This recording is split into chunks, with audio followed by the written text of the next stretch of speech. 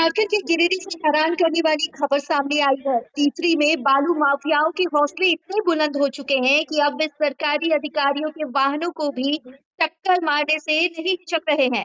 अंचलाधिकारी अखिलेश प्रसाद की गाड़ी को बालू लदे ट्रैक्टर ने जोरदार टक्कर मारी, जिसके बाद माफिया इंजन लेकर फरार हो गए। प्रशासनिक सख्ती के बावजूद यह धंधा खुलेआम जारी है। इस पर और जानकारी के लिए चलेंगे हमारे संवाददाता संतोष तिवारी के पास, जो गिरिडीह से जुड़े हैं। संतोष, आखिर गिरिडीह में अवैध बालू खनन पर प्रशासन की क्या कार्रवाई चल रही है?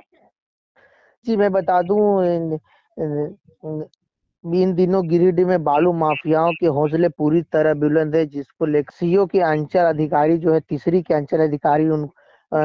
उनको गाड़ी टक्कर मार दिया, जबरदस्त टक्कर। हालाँकि गाड़ी के जो है साइड कह सकते हैं थोड़े से, लेकिन अगर बाल-बाल बचे, वहीं अगर अधिकारी जो है बाल-बाल बचे हैं।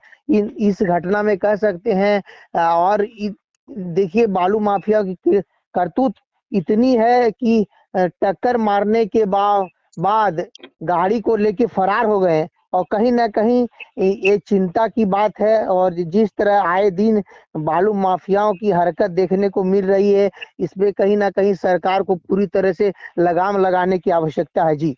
जी संतोष, देखिए सीओ के वाहन को टक्कर मारी गई। टक्कर इतनी जोरदार थी कि गाड़ी तो पूरी तरह से क्षतिग्रस्त हो गई। हालांकि सीओ किसी तरह बाल-बाल बच गए, लेकिन इस वाहन पर टक्कर मारने की घटना के बाद क्या कोई बड़ी कार्रवाई या गिरफ्तारी हुई है? नहीं, ये अभी तक तो वैसी कोई कार्रवाई नहीं है। हालाँकि सीओ के द्वारा जो है आवेदन दिया गया था, पुलिस मामले की जाँच कर रही है, लेकिन कहीं न कहीं ये बड़ी दुर्घटना हो सकती थी। लेकिन जी। जिस तरह से माफियाओं के मनोबल कह सकते हैं, मनोबल 7वें आसमान पर है, वो कहीं जी। न कहीं एक चिंता की विषय है। आपको बताते आए दिन गिरिडीह में बालू तस्करी जो है धड़ल्ले से हो रही है। गिरिडीह के हर एक क्षेत्रों में, चाहे वो तीसरी का कह सकते हैं या तो गिरिडीह के शहरी क्षेत्र में, इन दिनों बालू के धड़ल्ले से तस्करी हो रही है। लेकिन प्रशासन जो है बीच-बीच में कार्रवाई करती है, इसके बावजूद भी है बालू माफिया तस्करी करने से बाज नहीं आ रहे। और इन दिनों इनके हौसले इतने बुलंद हैं ने अब आप देख सकते हैं कि सरकारी अधिकारी को, यानी कह सकते हैं सरकारी अधिकारी को जिस तरह से जिसकी गाड़ी क्षतिग्रस्त कर दिए, अगर इस तरह से अगर कारनामा आपके आए दिन अगर घटती, तो कहीं न कहीं गिरिडीह के जो है अधिकारी इस चीज़ से साफ शब्दों में कह सकते हैं कि तस्करों का मनोबल इतना ऊँचा है कि कि वो कहीं न कहीं लगातार इस तरह के मामलों को अंजाम दे रहे हैं। संतोष, ये बताइए, क्या यह पहला मौका है या इससे पहले भी किसी प्रशासनिक अधिकारियों को माफियाओं के हमले झेलने पड़े हैं?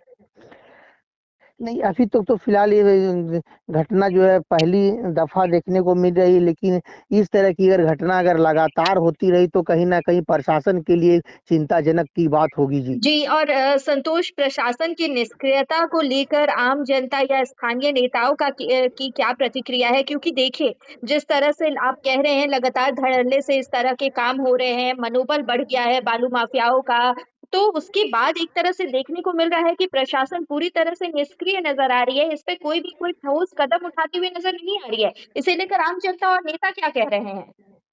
कुछ दिन पूर्व जिला टास्क फोर्स की बैठक हुई थी। इस मामले को लेकर गिरिडीह पुलिस कप्तान ने साफ शब्दों में स्पष्ट निर्देश दिया था कि किसी भी अवैध तरीके को जिला में यानी कह सकते हैं कि अवैध कारोबारियों को कोई हाल पर बख्शा नहीं जाएगा। इसके बावजूद ये धड़ल्ले से बालू माफिया की तस्करी कहीं न कहीं जिला प्रशासन के लिए चुनौती का सबक बनी है। जी। जी, बिल्कुल। धन्यवाद संतोष, इस पूरी जानकारी के लिए।